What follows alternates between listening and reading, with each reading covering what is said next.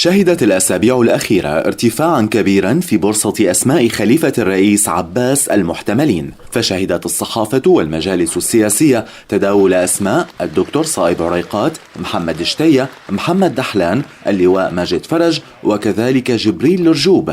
لكن المفاجأة كانت حين كشف النقاب عن أن الدول العربية تفضل في الوقت الراهن ناصر القدوة لخلافة عباس والاستغناء عن محمد دحلان. وسائل إعلام عبرية دخلت على الخط وكشفت أن بعض الدول العربية بدأت بالتحضير الفعلي لتعيين خليفة للرئيس الفلسطيني، مشيرة إلى أن الأردن ومصر والسعودية والإمارات العربية باشرت بتهيئة تعيين ناصر القدوة لمنصب الرئاسة. وأوضحت وسائل الإعلام العبرية التي تناولت هذا الملف بإفراط كبير أن هذه الدول أرسلت مبعوثين من طرفها للرئيس أبو مازن تحثه على اختيار خليفة له لتجنب الفوضى في السلطة الفلسطينية. وترى هذه الدول بأن ناصر القدوة الذي شغل منصب ممثل منظمة التحرير في الأمم المتحدة هو الرئيس القادم للسلطة الفلسطينية. وقدم هؤلاء المبعوثون وعودا للرئيس الفلسطيني تتعلق بحماية أبنائه بعد تعيين خليفة له. المشاركون في هذا التوجه بتهيئة الأوضاع لتعيين ناصر القدوة ليكون خليفة أبو مازن هم الرئيس المصري عبد الفتاح السيسي، والعاهل الأردني عبد الله الثاني، وحاكم أبو ظبي الشيخ محمد بن زايد.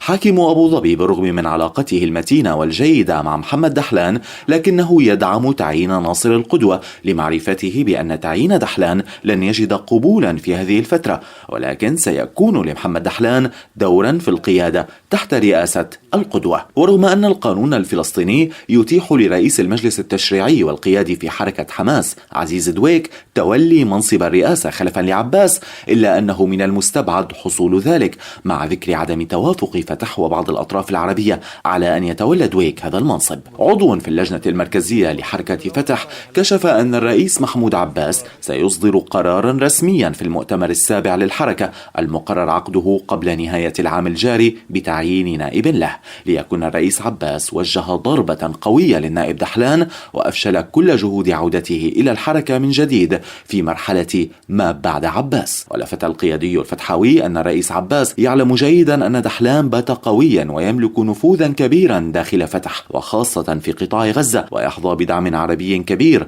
وضرورة اختيار منصب النائب سيكون بمثابة ضربة لكل طموح وتحركات دحلان ليكون خليفة عباس في رئاسة الحركة. الحمد لله كل شيء تمام، يعني كان شغلة بسيطة فيها قسطرة، جيت لهون بالمستشفى الاستشاري وقاموا بالواجب.